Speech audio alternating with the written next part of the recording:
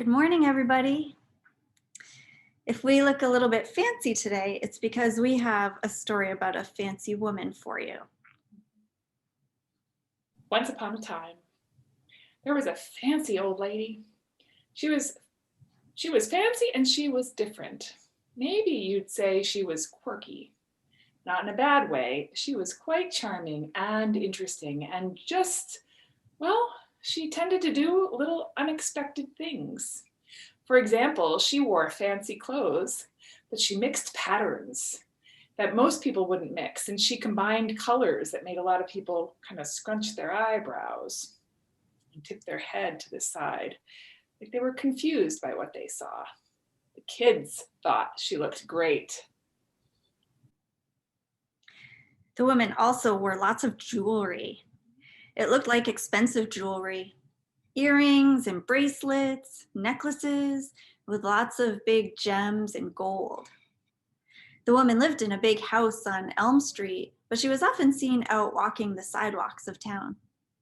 One place she often walked to was a big abandoned lot where there used to be an old factory that had gone out of business.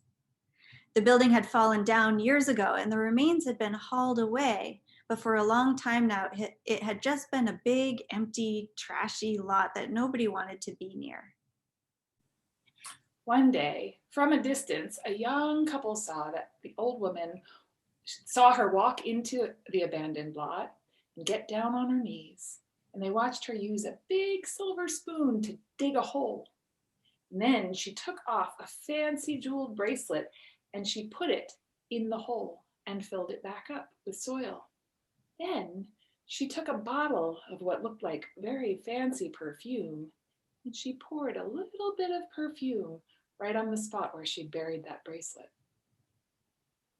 Well, that was strange, they thought. And they watched as she walked to another spot on the lot, and she bent down again and dug a hole with the silver spoon. And then she took off her earrings and she put them in the hole, and then she filled it in with soil. And again, she opened the perfume and poured it on top. The couple continued on their walk and met the old woman as she was stepping off the abandoned lot. The couple spoke to her. "Good morning, ma'am," they said. "What was that you were doing in the dirt?" Oh, I was just planting the seed for a most beautiful swing for your grandchildren.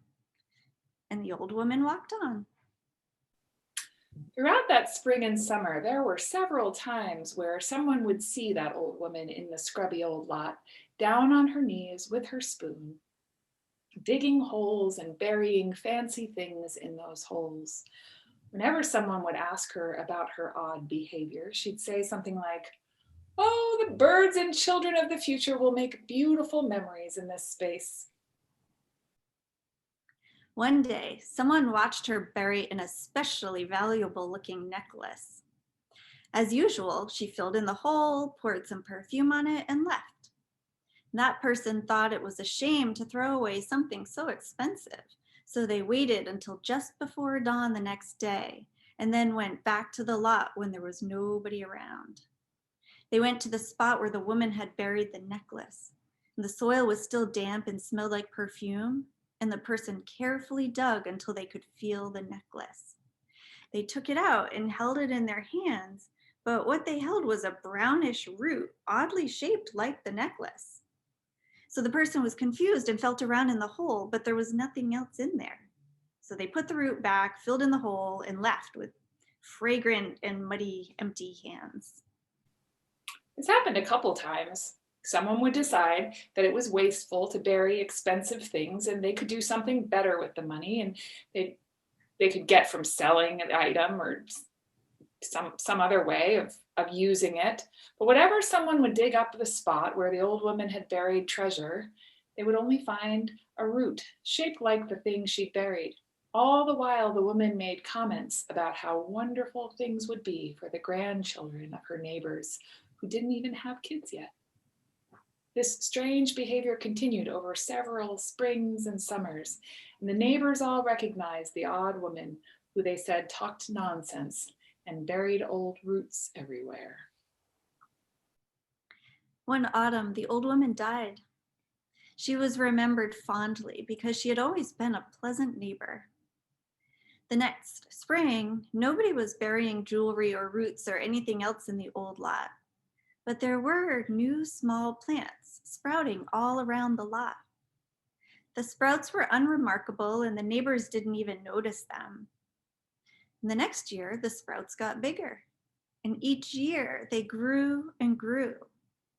It took many, many, many years, but eventually there were small trees and grass and flowers, and the old abandoned lot made a very slow transformation.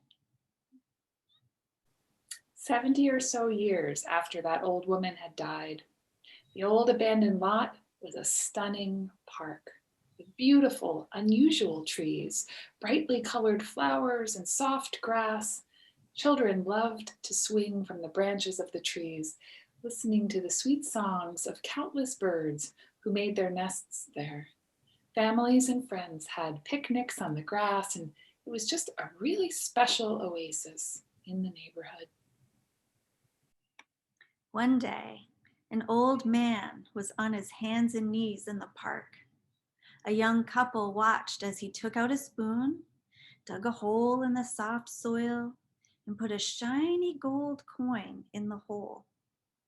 The couple thought this was very strange, so they asked the man why he was disposing of his treasure this way. He smiled and he said, "Your grandchildren will love to climb this tree." And then he walked away.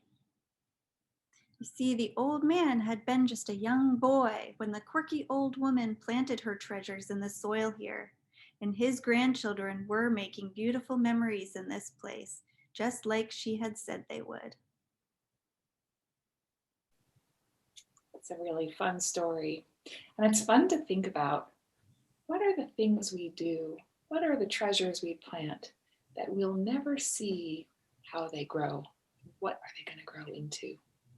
There are all kinds of ways that we get to create magic for the people of the future. I wonder if you can think of ways that you might plant treasure for someone you may never meet. We miss you and we love you. See you soon. Bye.